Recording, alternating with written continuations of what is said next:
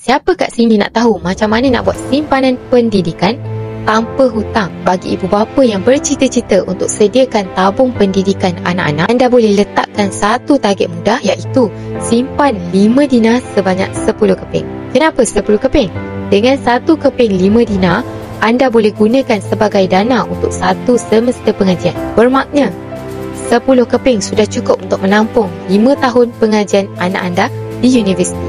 5 dinar bersamaan 21.25 gram emas yang berketurunan 999.9. Harganya hari ini sekitar RM12,000 sekeping. Macam mana nak mula?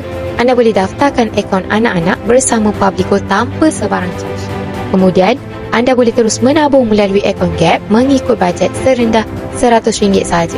Setiap tabungan akan direkodkan dalam bentuk gram emas, dan apabila cukup 21.25 gram, anda boleh arahkan sistem untuk keluarkan 5 dinar ini untuk disimpan sendiri. Dan bila dah tiba masa anak anda untuk masuk universiti, anda boleh jual 5 dinar ni di mana-mana cawangan Publico pada harga belian yang terbaik. Dengan cara ni, masa depan anak anda akan lebih terjamin kerana mereka tak perlu menanggung beban hutang PTPTN dan sebagainya sebaik saja tamat belajar nanti.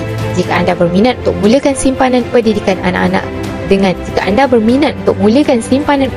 anak-anak bersama Publico, anda boleh isi borang Get Offer di bio dana atau rujuk pin video untuk mulakan simpanan emas pertama. Dan akan guide step by step. Untuk lebih banyak lagi info mengenai emas, boleh follow Dana rapat-rapat. Semoga bermanfaat.